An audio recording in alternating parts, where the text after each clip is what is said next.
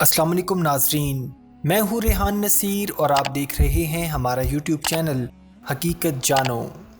دوستو، حجاز مقدس یعنی سعودی عرب جو تمام مسلمانوں کے لیے ایک مقدس سرزمین ہے، پچھلے کچھ سالوں میں وہاں کچھ ایسی تبدیلیاں رونما ہوئیں اور ہوتی جا رہی ہیں جس کے بارے میں کوئی بھی مسلمان پہلے سوچ بھی نہیں سکتا تھا۔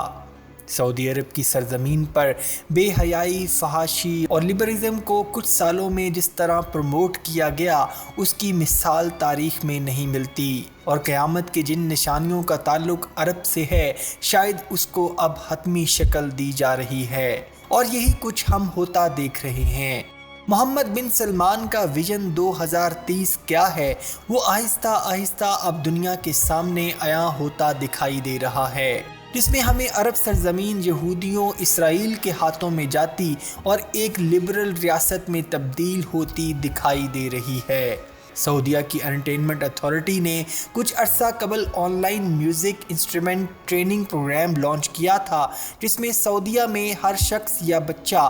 آن لائن میوزک انسٹرومنٹ سیکھ سکے گا، اور اب سعودیہ کی انٹرٹینمنٹ اتھارٹی نے ایک اور قدم اٹھایا ہے اور پوری دنیا میں ناچ گانے کو پروموٹ کروانے والے فیمس میوزک پلیٹ فارم کو سعودی آئیڈل کے نام سے سعودیہ میں لانچ کرنے کا فیصلہ کیا گیا ہے۔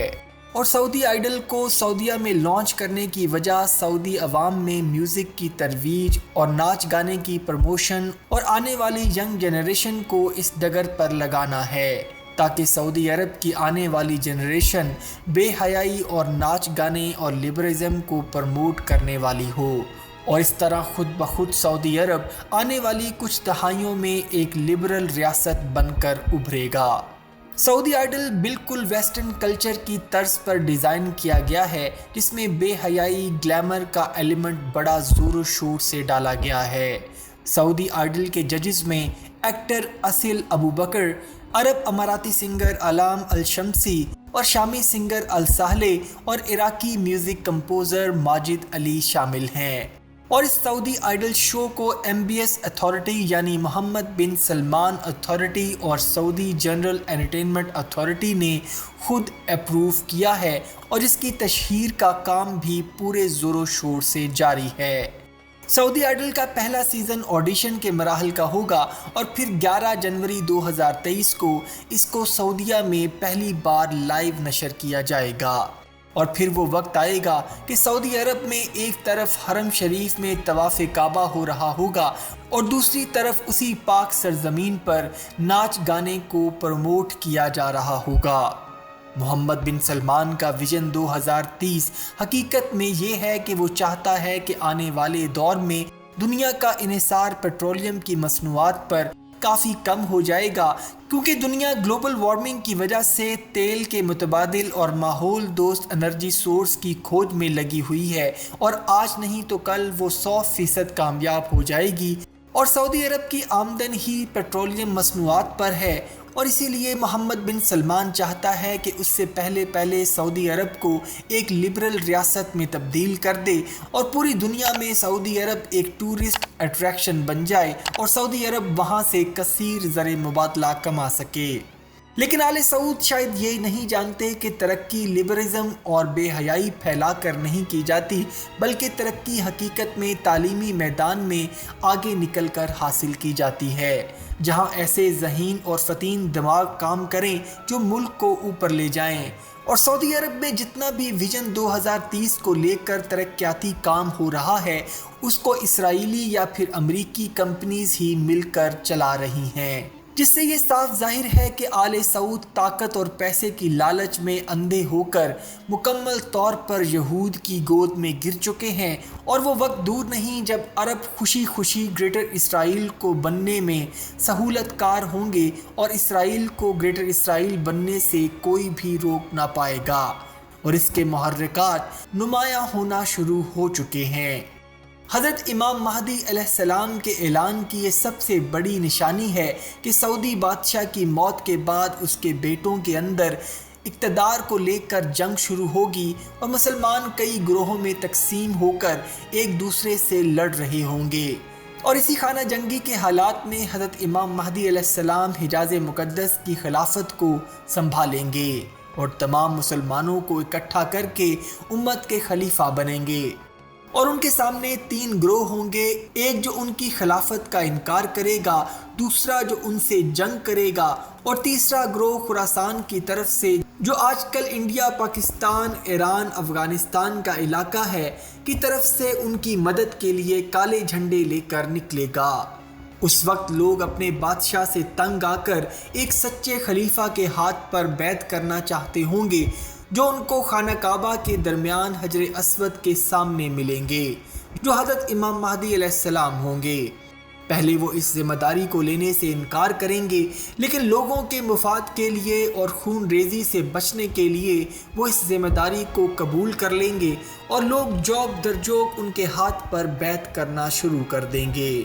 دوسری طرف جو گروہ ان کا انکار کرے گا وہ آل سعود ہوں گے، جو گزشتہ کئی دہائیوں سے حجاز مقدس پر حکومت کرتے آ رہے ہیں، اور حضرت امام مہدی کے خلاف لڑنے والا گروہ یہود و نصارہ کا ہوگا۔ اور آل سعود اپنی بادشاہت کو بچانے کے لیے ان سے مدد طلب کریں گے، کیونکہ آل سعود کو صرف اور صرف اپنی بادشاہت کے چھن جانے کا خطرہ لاحق ہوگا، جس کے لیے وہ یہود و نصارہ سے بھی مدد مانگنے سے گریز نہیں کریں گے۔ اور یہ تمام نشانیاں ایسی ہیں جن کے پورے ہونے کے محرکات پیدا ہونا شروع ہو چکے ہیں، جس میں عرب امارات کا اسرائیل کو قبول کرنا، سعودی عرب کی ایران مخالف اسرائیلی دوستی، سعودی عرب کا لبرلزم کی طرف تیزی سے راغب ہونا، اور محمد بن سلمان کا ویژن 2030، یہ سب ان نشانیوں کے محرکات ہیں جن کا آغاز ہو چکا ہے۔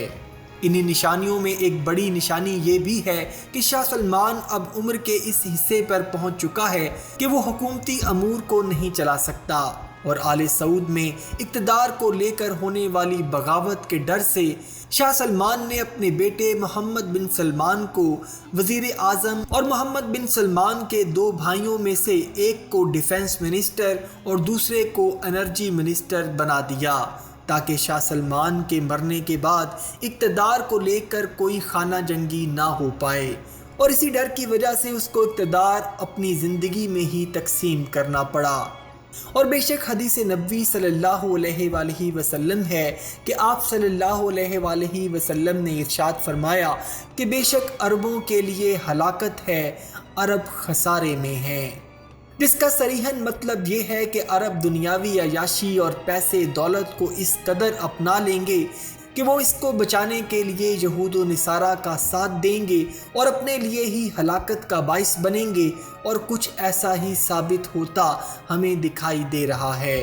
جیسے سعودی عرب گریٹر اسرائیل بنانے میں اسرائیل کی بیک ڈور مدد بھی کر رہا ہے۔ حدیث نبوی صلی اللہ علیہ وآلہ وسلم بخاری شریف میں روایت ہے کہ قرب قیامت کی حضرت محمد صلی اللہ علیہ وآلہ وسلم نے 6 نشانیاں بیان کیں، جن میں سے 3 نشانیاں حضور نبی کریم صلی اللہ علیہ وآلہ وسلم کی زندگی میں ہی پوری ہو گئیں، اور باقی 3 نشانیاں آخری زمانے کی نشانیاں ہیں، جن میں سے ایک نشانی یہ ہے کہ عرب میں پیسہ و دولت کی فراوانی ہو جائے گی، اور اتنا پیسہ عربوں کے پاس آ جائے گا کہ اگر کسی کو 100 دینار بھی دیں گے تو وہ راضی نہیں ہوگا، اور یہ نشانی پوری ہو چکی ہے کہ دنیا میں سب سے زیادہ دولت عربوں کے پاس موجود ہے۔ دوسری نشانی یہ ہے کہ ایسا فتنہ رونما ہوگا کہ عرب کا کوئی بھی گھر ایسا نہ ہوگا کہ جہاں وہ فتنہ نہ پہنچے گا، یعنی پورا عرب اس فتنے کی لپیٹ میں آ جائے گا، اور یہ فتنہ ویسٹرن کلچر، ناچ گانا، بے حیائی ہی ہے جو اب پورے عرب میں تیزی سے عام ہو رہی ہے۔ تیسری نشانی میں عرب کی یہود و نصارہ کے ساتھ دوستی کو بتایا گیا ہے کہ ایک وقت آئے گا کہ یہ دوستی ٹوٹ جائے گی اور یہود و نصارہ 80 جھنڈوں کی فوج لے کر تم پر حملہ آور ہوں گے، اور ہر جھنڈے کے نیچے 12,000 فوج ہوگی، اور یہ 80 جھنڈوں کی فوج آج کے نیٹو کو ظاہر کرتی ہے، جو ایک حقیقت ہے، جس سے صاف ظاہر ہے کہ یہ 3 نشانیاں بھی پوری ہو چکی، جس کے بارے میں حضور نبی کریم صلی اللہ علیہ وآلہ وسلم نے امت کو بتایا۔ اللہ تعالیٰ سے دعا ہے کہ وہ ہمیں اپنے حفظ و امان میں رکھے اور قیامت سے پہلے دجالی فتنے میں حق کی طرف کھڑے ہونے کی توفیق اور سمجھ عطا کرے۔ آمین ثم آمین، وما علینا الا البلاغ المبین۔